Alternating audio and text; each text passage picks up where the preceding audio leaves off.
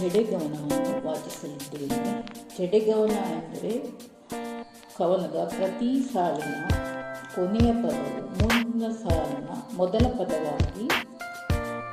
ಬರಬೇಕು. ಈ ರೀತಿಯಲ್ಲಿ ಕವನವು ಮುಂದುವರಿಯುತ್ತಾ ಹೋಗುತ್ತದೆ. ಆದ್ದರಿಂದ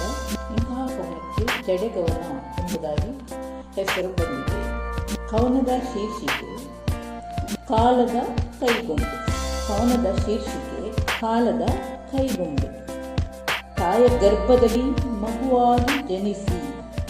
ತಾಯ ಗರ್ಭದಲ್ಲಿ ಮಗುವಾಗಿ ಜನಿಸಿ, ಜನಿಸಿ ಬಾಳೆಂಬ ಸಾಗರದಲ್ಲಿ ಈಜಿ, ಜನಿಸಿ ಬಾಳೆಂಬ ಸಾಗರದಲ್ಲಿ ಈಜಿ, ಈಜಲು ದೊರೆತು ಅನುಭವವೆಂಬ ಪಾಠ, ಈಜಲು ದೊರೆತು ಅನುಭವವೆಂಬ ಪಾಠ, ಪಾಠಕರಿಗೆ ಕೊಡಬೇಕಿಲ್ಲ ಇಲ್ಲಿ ವೆಚ್ಚಕ್ಕೆ ಹಣ, ಪಾಠಕರಿಗೆ ಕೊಡಬೇಕಿಲ್ಲ ಇಲ್ಲಿ ವೆಚ್ಚಕ್ಕೆ ಹಣ,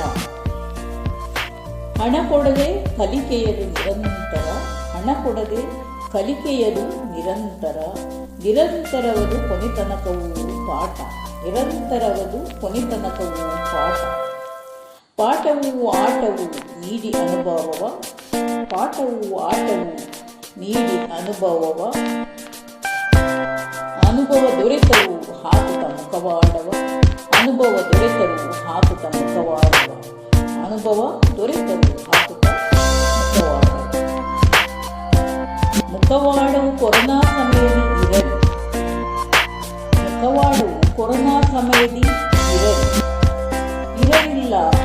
ಸಂಬಂಧಿಕರುಗಳ ಸ್ನೇಹ ಭೇಟಿ, ಇರಲಿಲ್ಲ ಸಂಬಂಧಿಕರುಗಳ ಸ್ನೇಹ ಭೇಟಿ, ಇರಲಿಲ್ಲ ಸಂಬಂಧಿಕರುಗಳ ಸ್ನೇಹ ಭೇಟಿ, ಭೇಟಿ ಇಲ್ಲ ಮಕ್ಕಳು ಅಧ್ಯಾಪಕರು ಸೇರಲಿಲ್ಲ, ಭೇಟಿ ಇಲ್ಲ ಮಕ್ಕಳು ಅಧ್ಯಾಪಕರು ಸೇರಲೇ ಇಲ್ಲ, ಭೇಟಿ ಇಲ್ಲ ಮಕ್ಕಳು ಅಧ್ಯಾಪಕರು ಸೇರಲೇ ಇಲ್ಲ, ಸೇರಲಿಲ್ಲ ಸಮಾರಂಭದಲ್ಲಿ ಕಾರಣ ಕಾನೂನು, ಸೇರಲಿಲ್ಲ ಸಮಾರಂಭದಲ್ಲಿ ಕಾರಣ ಕಾನೂನು, ಕಾನೂನು 10 ಆಸ್ಪತ್ರೆ ಗೃಹ ಬಂಧನ ಹಲವರಿಗೆ, ಕಾನೂನು 10 ಆಸ್ಪತ್ರೆ ಗೃಹ ಬಂಧನ ಹಲವರಿಗೆ, ಕಾನೂನು 10 ಆಸ್ಪತ್ರೆ ಗೃಹ ಬಂಧನ ಹಲವರಿಗೆ, ಹಲವರಿಗೆ ಚಿಂತೆ ಮಕ್ಕಳು ಶಾಲೆಗೆ ಹತ್ತಲೇ ಇಲ್ಲ, ಹಲವರಿಗೆ ಚಿಂತೆ ಮಕ್ಕಳು ಶಾಲೆಗೆ ಹತ್ತಲೇ ಇಲ್ಲ, ಹಲವರಿಗೆ ಚಿಂತೆ ಮಕ್ಕಳು ಶಾಲೆಗೆ ಹತ್ತಲೇ ಇಲ್ಲ, ಹತ್ತಲಿಲ್ಲ ಶಾಲೆಗೆ ಕಾರಣ ಸಾಮಾಜಿಕ ಅಂತರ, ಹತ್ತಲಿಲ್ಲ ಶಾಲೆಗೆ ಕಾರಣ ಸಾಮಾಜಿಕ ಅಂತರ, ಸಾಮಾಜಿಕ ಅಂತರ ಬೇಕಿದೆ ಎಂದು ಅರಿತವರೆಲ್ಲ, ಸಾಮಾಜಿಕ ಅಂತರ ಬೇಕಿದೆ ಎಂದು ಅರಿತರೆಲ್ಲ, ಸಾಮಾಜಿಕ ಅಂತರ ಬೇಕಿದೆ ಎಂದು ಅರಿತರೆಲ್ಲ, ಅರಿತರು ಹಲವರು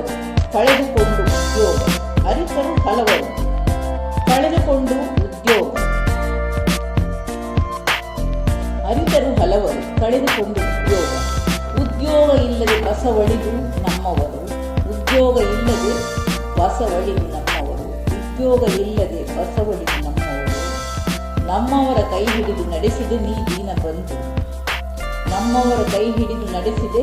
ನೀ ದೀನ ಬಂಧು, ಬಂದು ನೀ ಸಲಹಿದೆ, ಬಂದು ನೀ ಸಲಹಿದೆ